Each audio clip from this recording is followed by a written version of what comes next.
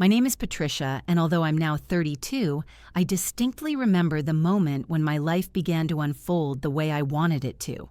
Now I work as a leading specialist at a cosmetology company that creates high-end professional cosmetics, the kind sold not in regular stores, but in private salons where women entrust us with their secret hopes for youth and beauty. The work is incredibly demanding, and sometimes I return home feeling as if I've lived two lives in a single day. But I don't complain because the pay is truly worth it. 2 years ago, I was able to afford my own apartment, and for me, it symbolized that I was finally independent, that all my efforts, all my sleepless nights in college, and all my hard work were worth it. Now that the walls of my apartment have become familiar, the thought of something bigger keeps popping into my head, a place where I can escape the frantic pace of the city, a house by the lake with a wide terrace where soft light falls in the morning, reflecting off the water, and where I can sit with a cup of coffee, listen to the silence, and feel as if the world has finally left me alone. This idea has been haunting me for weeks now.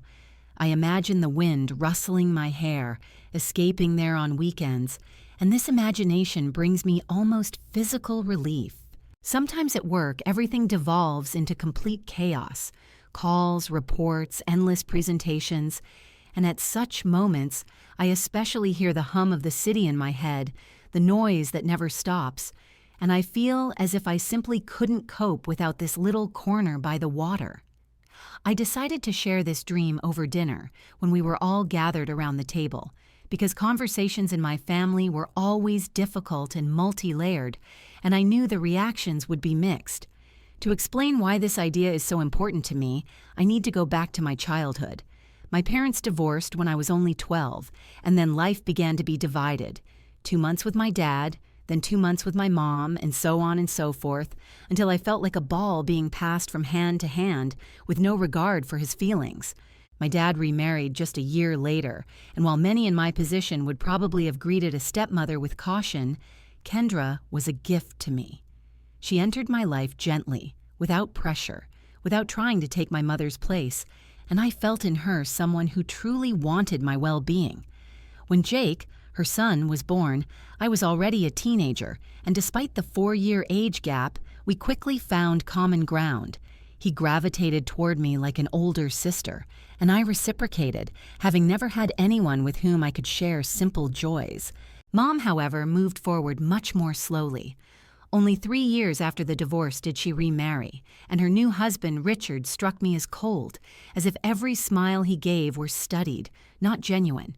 He had a daughter, Amanda, 2 years older than me, and I immediately felt like I was an outsider in her eyes, like my presence was disrupting her order. From that day on, every trip to see Mom became an ordeal. I always felt like there was no place for me in that house, and gradually I began to dread those 2 months. With Dad and Kendra, it was like I was transported to another world. Kendra helped me with my studies, sat next to me while I struggled with algebra problems. Jake invariably pulled me toward the PlayStation. And Dad, for the first time in years, looked happy and even laughed. But with Mom, it was different. There, I lived on guard, as if every word or movement I made could backfire. At 16, I finally decided to talk to her. I rehearsed the phrase in my head for ages, until one evening, as we sat in the kitchen, I said, "Mom, I think I want to live with Dad full time." I expected screams, reproaches, tears, but she simply looked at me, nodded, and said quietly, "If that's what you want, Patricia." I could have sworn she sighed with relief at that moment, as if I were a burden she'd been carrying for too long. It was painful, but at the same time, I felt like I could finally find stability. From then on, I lived with my dad and Kendra, close to Jake, and rarely saw my mom, mostly just texting. And gradually, I began to think she was much more interested in being a part of Amanda's life. When Amanda had her own family, Mom became a true grandmother. Photos of her granddaughter flashed across her social media every day, each captioned with a message about how much joy and happiness she brought. And yet, when I graduated from high school, it was Dad and Kendra who were there for me. They not only supported me when I decided to go to college, but they also offered to pay for my education because they believed in me. I chose chemistry, and Kendra said, "This is an investment in your future, Patricia." Mom didn't even come to my graduation, and that was the moment when I finally realized who my family had truly been all these years. Studying at college wasn't just fascinating, it was truly captivating because every day felt like opening doors to a new world. Chemistry gradually ceased to be a dry science for me and became a language for explaining the beauty and benefits of things people use every day. This is what led me to the field of cosmetics, where I felt I could combine science with a woman's desire for self-confidence. I sat in lectures wide-eyed, absorbing every formula and every experiment. And then, when my internship began, I realized that this entire foundation would one day be the key to a real profession. Skincare's scientific developments, their attention to detail and scientific evidence of their products' effectiveness seemed almost magical to me, and I poured everything I had into my studies. And to my surprise, I began to excel, not just well, but truly outstandingly. After graduating, I received a job offer from a prestigious company, and that moment has always remained etched in my memory, because I realized then that this was my chance, my future, and I had to grab it with both hands. My salary quickly began to rise, and along with it, my confidence grew that I could build my own life without relying on anyone else. During those years, I barely communicated with my mother. It was as if we lived in different universes. She was completely absorbed in caring for Amanda and her little daughter, posting endless photos of her granddaughter, writing long, enthusiastic captions, and I realized there was no room for me in her new life. And at some point, I decided I wouldn't knock on a closed door, that I'd rather focus on my family, on my dad, Kendra, and Jake, who truly cared about me. But 2 years ago, something happened that I still call strange and even inexplicable. One ordinary evening, as I sat at home with my laptop, planning my work week, my phone rang and the name Mom appeared on the screen. I picked it up with a chill in my chest, and she, as if nothing had happened, said, "Patricia, I miss you. I think we should try to reconnect." At that moment, I didn't feel anger, but rather caution mixed with curiosity, and after a short pause, I agreed to meet. We chose a small cafe on the corner, and when I walked in, I immediately noticed that Mom looked different. A warmth had appeared in her gaze that I hadn't remembered since childhood. She asked me about my job, my apartment, inquired if I was happy with my income, and at some point, I thought that maybe the day had finally come when she decided to be a real mother to me, the kind I so lacked as a teenager. We started seeing each other more often, and she started calling every couple of weeks to ask how projects were going, if I was saving money, if I needed anything for the house. At first, these calls warmed my heart. Sometimes she'd mention her struggles, like the electric bills had gotten higher, or my salary wasn't enough to cover groceries, and I wouldn't hesitate to send her a little money, not an amount that would bankrupt me, but enough to help. Inside, I felt it was the right thing to do. A good daughter who wouldn't abandon her mother, even if her mother had once abandoned her. And now, sitting in my apartment late on a Friday night, I thought with such excitement about the lake house, about how important it was to share this dream with the people I loved most. Dad, Kendra, and Jake. They were my true support system, and I knew they would be happy for me in a way Mom never could. Jake was 28 now, with his own apartment, his own worries, and a girlfriend, but there was still that closeness between us that couldn't be broken. And I imagined how tomorrow night we'd all sit down at Dad and Kendra's table, and I'd tell them my plan. I'd been browsing through listings, looking at photos of houses, and imagining one of them becoming mine. They wouldn't be palaces, just a cozy little house an hour outside the city, a place I could come to on weekends and holidays, take a break from work, and maybe invite my family over for small get-togethers, where laughter and the smell of freshly brewed coffee would mingle with the silence of the forest and the sound of splashing water. Saturday evening at Dad and Kendra's house turned out to be exactly how I'd imagined it. I stepped through the door and immediately smelled the familiar aroma of stew, the best Kendra ever cooked, filling the kitchen with warmth. Dad, as always, hugged me tightly, as if he were afraid to let go, and Kendra, smiling, kissed me on the cheek. She placed the glass of wine I'd brought in front of me and said with a curious smile, "You seem a little nervous about something, Patricia." "What's going on?" I couldn't help but smile and replied, "I'm thinking about buying a house in the country, right by the lake." My dad's face lit up with such pride that my eyes stung. "That's wonderful, Patricia. You've worked so hard for this."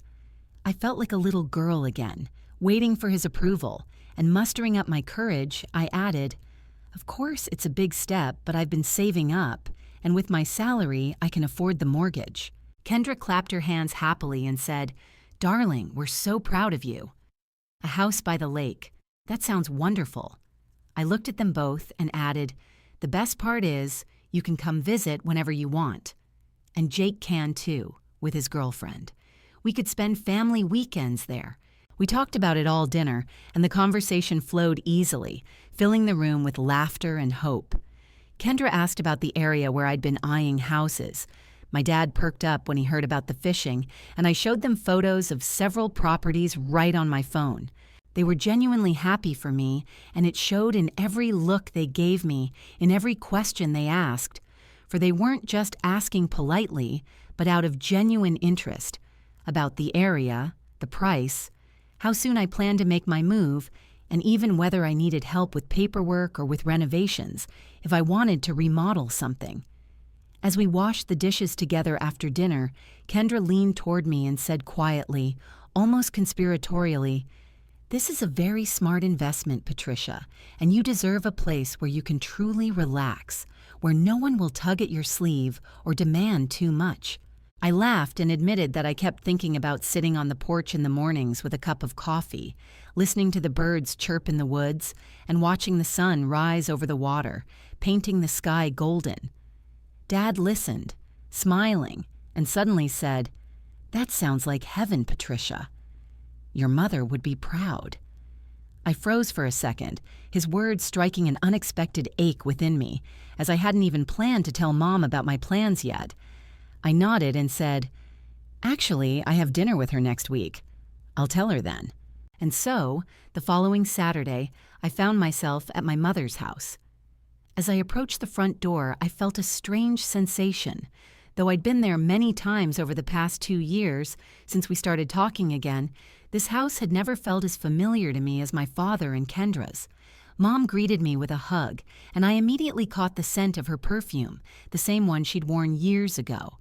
It was like a return to childhood, only then it had been the scent of warmth. Now it reminded me of something unsaid. Richard was also home, calm and detached as always, and Amanda had arrived to visit with her 11-year-old daughter, Emma. "Patricia," Amanda drawled, her voice too cheerful, a hint of deliberate falseness. "So, how are you? Still getting your huge paycheck?" I smiled reservedly and replied, "Everything's going well," as I sat down at the table. Emma, sitting nearby, coloring in a book, glanced at me briefly, muttering something in response to my greeting. Mom served her traditional lasagna, and we chatted for a while about trivial matters. Richard was talking about how things were going at his hardware store.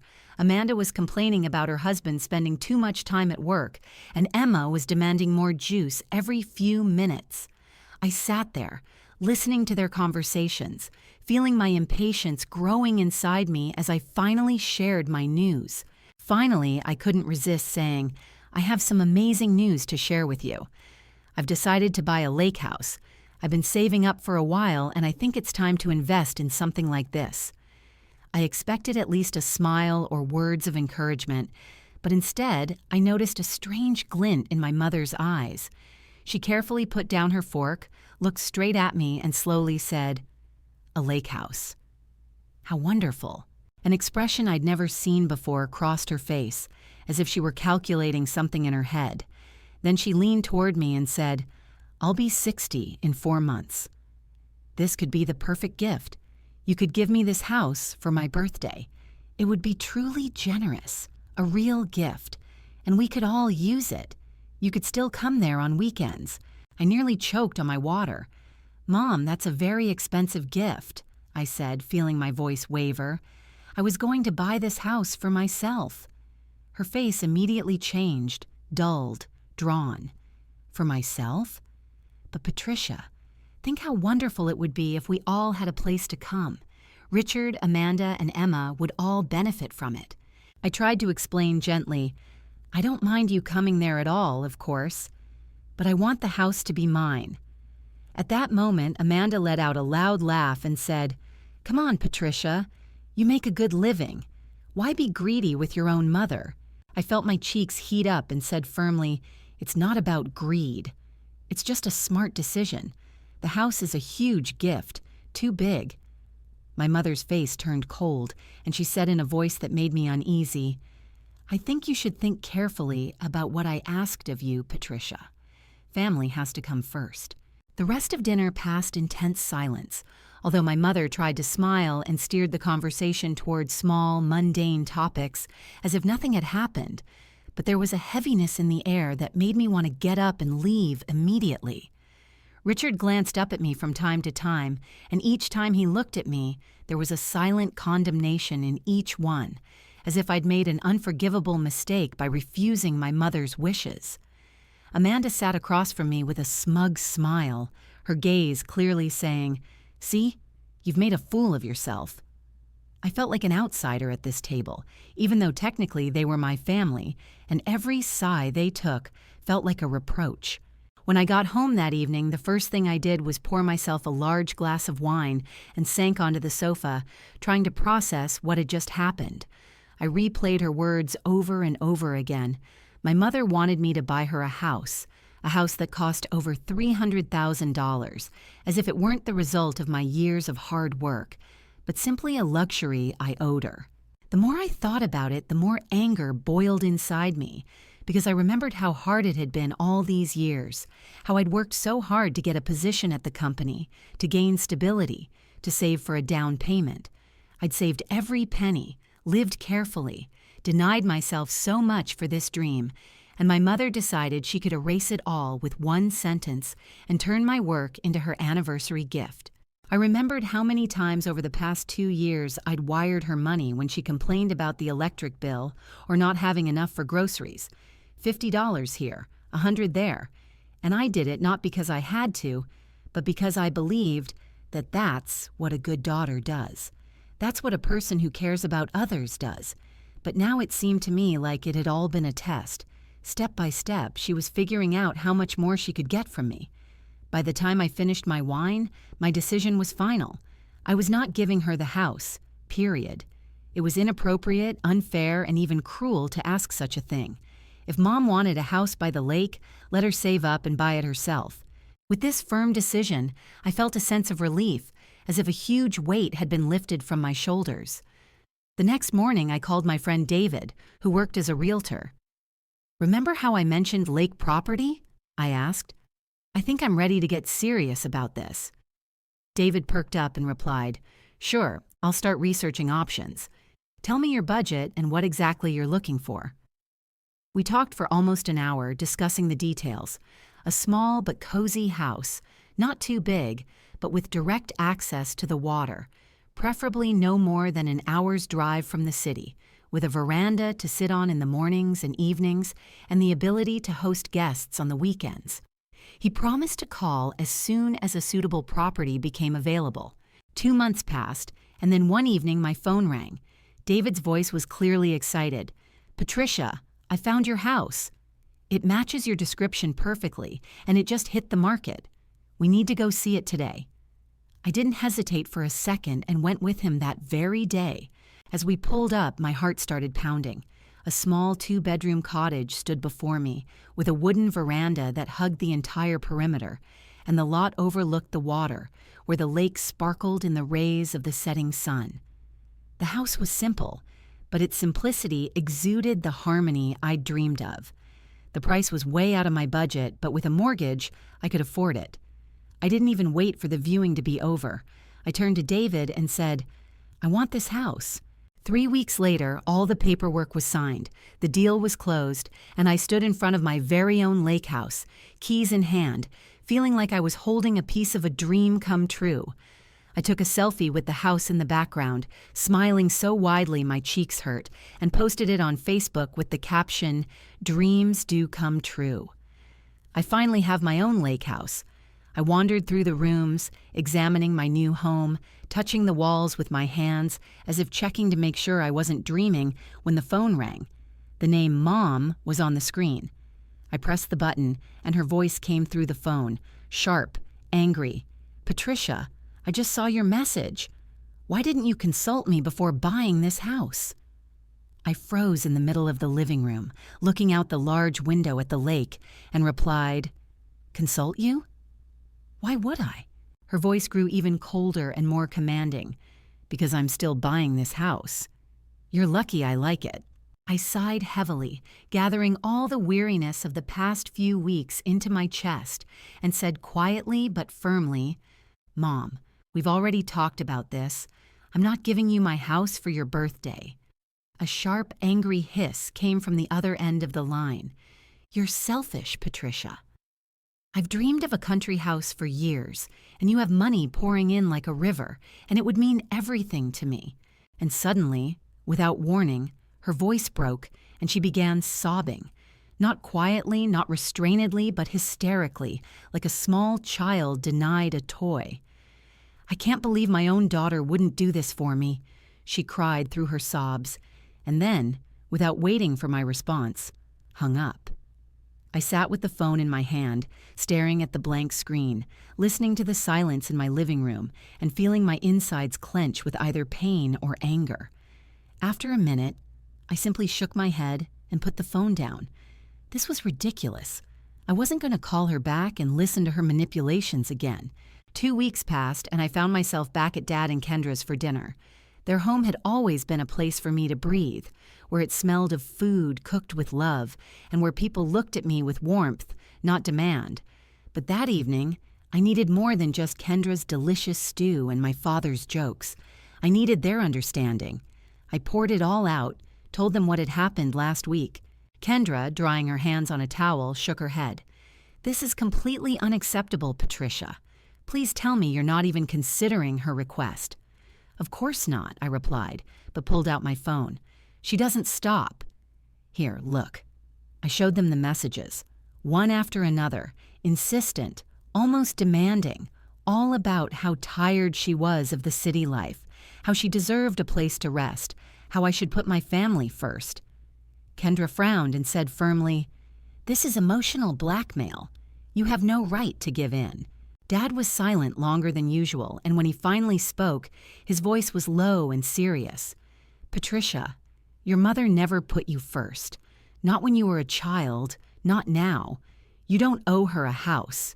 You don't. Period." Their support warmed me, and I felt like I could breathe again. From that moment on, I decided to ignore almost all of my mother's messages, responding only to the neutral ones, those that didn't concern the house. But the closer her 60th birthday approached, the more desperate her messages became. I watched her words turn into reproaches, complaints, threats, and it all weighed heavily on my shoulders. When her birthday arrived, I thought, okay, I'll give her a gift. But it won't be a house. It'll be something sensible, generous, but not crazy. I went to the dealership and picked out a small used car. Not new, not luxurious, but much nicer than her old car, which was already on its last legs. The car was in excellent condition, cost around $15,000, and I thought it was a fitting, generous gift. I asked that the keys be packaged in a beautiful jewelry box to make it look festive. The dealership agreed to hold the car until the end of the party, and we agreed that I would then drive my mother to pick up her new car. When I arrived for the party, Mom greeted me at the door with a beaming smile and hugged me tightly, as if none of this had happened. The house was bustling. Her friends, Richard's family, neighbors I barely knew. Everyone was congratulating her, laughing, raising glasses. "Patricia, my dear, come sit next to me," Mom said, leading me to the chair next to her. Leaning over, she whispered, "I really hope your gift will be a good one." I just smiled and remained silent, deciding to let her think for a moment before opening the box. The party dragged on. people chatting about trivialities, telling stories about Mom, laughing, taking photos. I tried to be polite, but inside I felt a tension, as if the entire celebration was built around her anticipation. Finally, the moment for the gifts arrived. Mom stood up, tapped her glass with a fork, and the room gradually grew silent. "My dears," she began loudly, "today is a special day. And my daughter Patricia has prepared an amazing surprise for me." I felt my heart clench, skip a beat, and my breath hitch. What was she doing? And then, smiling proudly, she said, "Patricia has decided to give me her beautiful new lake house for my birthday." The entire audience burst into applause, and I felt as if I were in some strange dream, where people, unaware of the whole truth, congratulated my mother, admired her luck, and told me what a generous daughter I was. I stood in the center of this performance, disbelieving my eyes and ears, as if I'd been thrust into a play without rehearsal, where the role had been thrust upon me and the words forced into my mouth.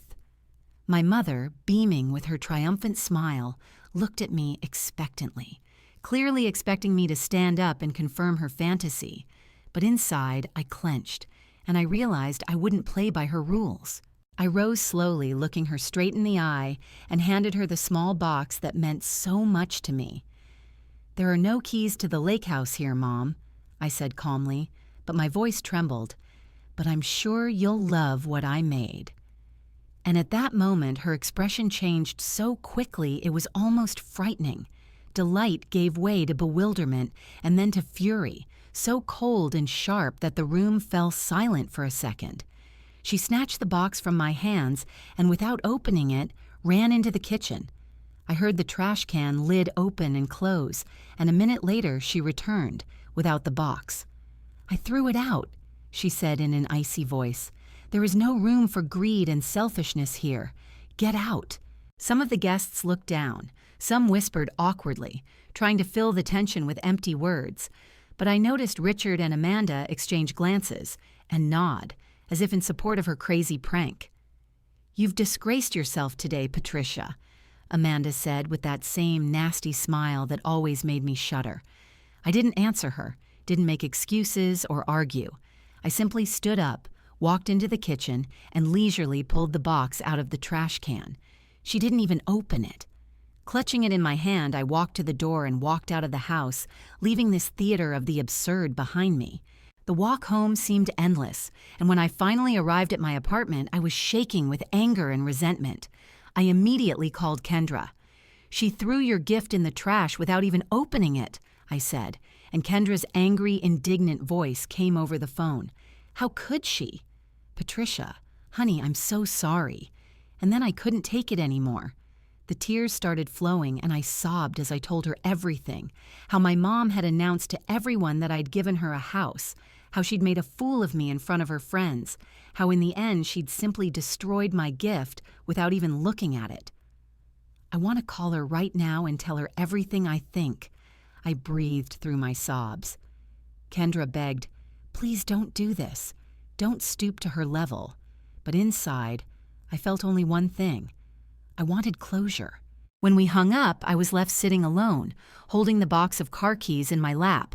I looked at it and thought, what now? Return the car and get my money back?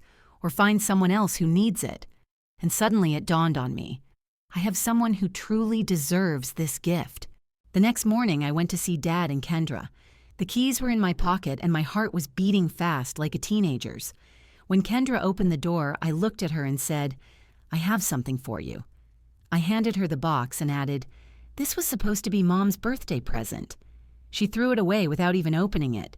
"But I want you to have it, because you were a real mother to me." Kendra opened the box, and her eyes immediately filled with tears when she saw the keys. "Patricia, you can't give me a car," she whispered, clearly shaken. "I can," I replied, hugging her shoulders. "You've done more for me than my own mother. You deserve it." She burst into tears and hugged me so tightly that for a second I couldn't breathe, but it was a hug full of love and gratitude. "I love you so much, darling," she said, and together we went to the dealership to pick up the car. It was perfect for her. Comfortable, Small, easy to drive, reliable, and safe. I looked at Kendra, beaming with happiness behind the wheel, and felt like for the first time in a long time I'd done something truly right. I took a photo of her next to the car, so happy and surprised, and when I got home, I posted it on Facebook with the caption, "When your birth mother rejects a gift, you give it to someone who truly deserves it. This car is in good hands now." The next morning, at precisely 7, just as dawn was breaking and I was still hoping for a good night's sleep after a difficult night, my phone rang and my mother's name appeared on the screen. My heart sank, but I didn't pick up. One ring led to another, then a third, and when she realized I wasn't answering, the messages poured in, one after another, short, angry, and crushing. "Patricia, you have to give me that car. It was my birthday present. I can't believe you could do this to me. That car belongs to me. You're stealing me." I stared at those words, my insides turning cold, and then I simply deleted them without replying. She made her choice the moment she threw the gift in the trash without even looking at it. 2 days passed. I came home from work, put some water on the pasta, turned the music down, and tried to relax a little when suddenly someone started knocking loudly and insistently on my door. I went to the peephole and saw Mom and Amanda. Both were furious, their faces twisted, their eyes blazing. I realized this moment was inevitable, and it had to come sooner or later. I took a deep breath and opened the door. "How could you do this to me?" Mom screamed, pushing her way inside without an invitation, bumping into me with her shoulder. Amanda followed, slamming the door behind her, as if she was afraid I'd chase them out into the stairwell right then and there. "You lied to everyone!" Amanda screamed so loudly that I flinched. "You made Mom look like a fool in front of her friends, and then you gave her gift to some other woman." I couldn't help but laugh, nervous but genuine. "Her gift?" I repeated. "The one she threw in the trash without even opening it?" "I didn't know what was in the box," Mom cried, and there was a falseness in her voice that made me shudder. "You should have told me," she added more quietly but still accusingly. I shrugged and, looking her straight in the eye, said, "You showed me how much you loved me, Mom. You threw away my gift without even looking at it. You were only interested in one thing, getting a house by the lake." "That's not true," she began, but stopped mid-sentence, and the silence in the room became so thick that I could hear the water gurgling softly in the pot in the kitchen. She realized how false her words sounded. Then she suddenly sat up and blurted out, "You know what? Fine, I'll sue you. I'll sue you and get that car back." I laughed again, calmly this time. "Good luck with that. I have photos of you throwing my gift in the trash and 20 witnesses who saw it with their own eyes." Her face turned white, realizing that in her fury, she hadn't even considered that not only I but dozens of people had witnessed her act. "I was joking about the lawsuit," she muttered quickly, as if trying to smooth things over, but then added, "But you have to give me my car back." "You're my real mother, not your stepmother," she cried, almost pleadingly. "Kendra loves me," I said firmly, "and you only love my money. That's the only difference."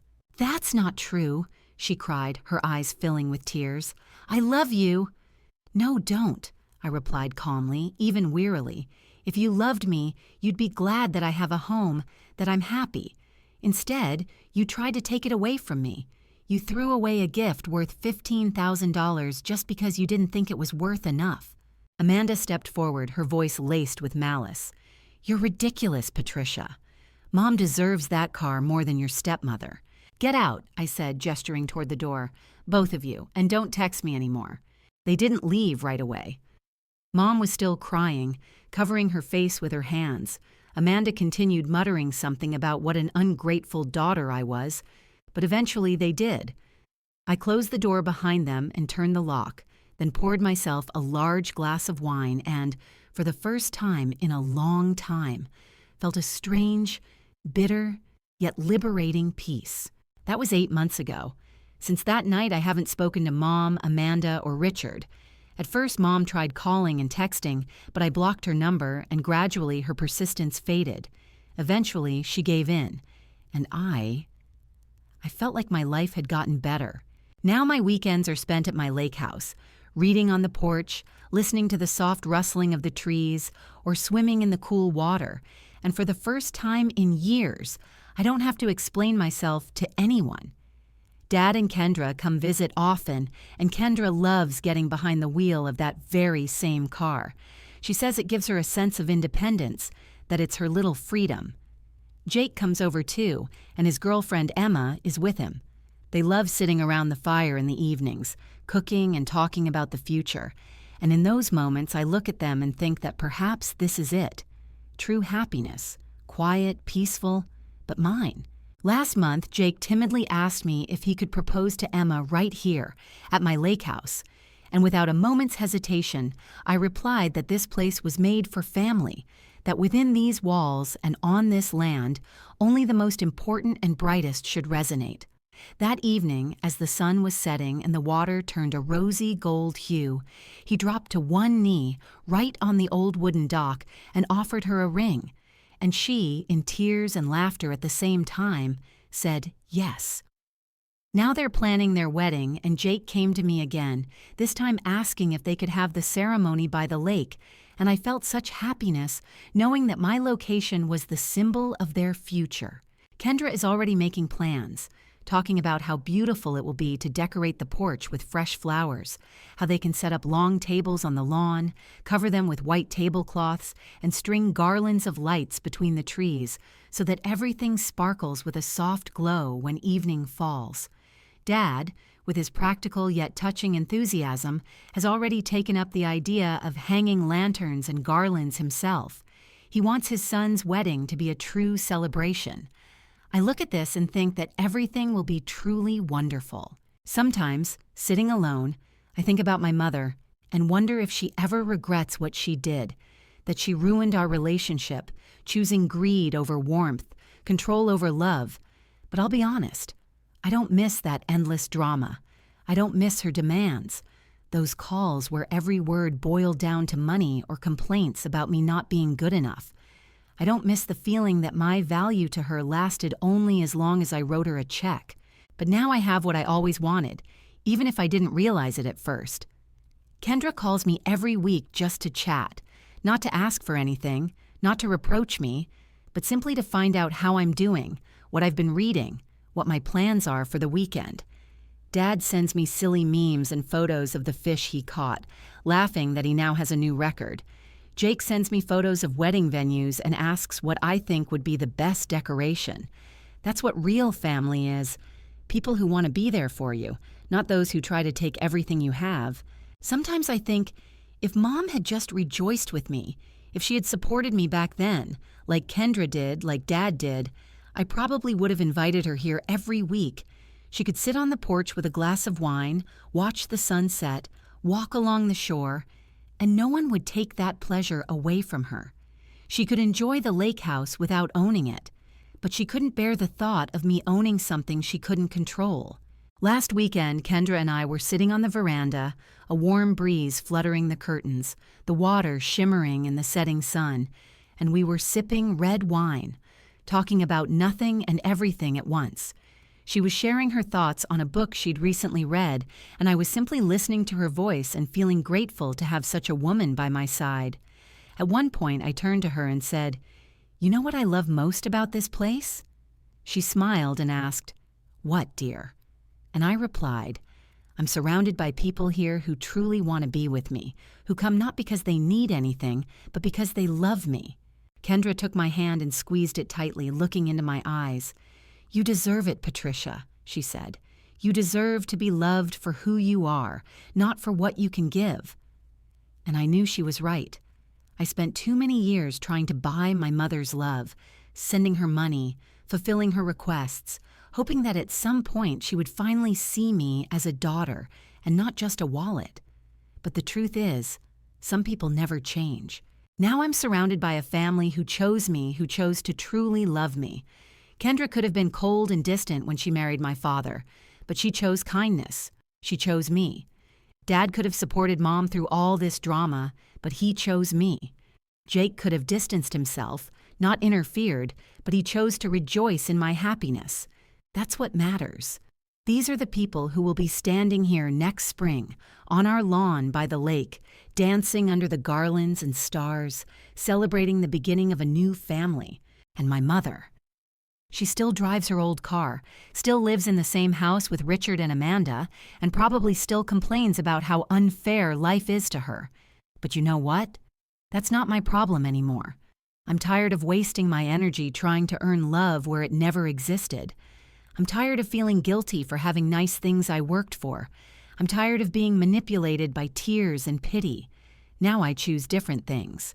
Now I choose a world where I'm loved for who I am.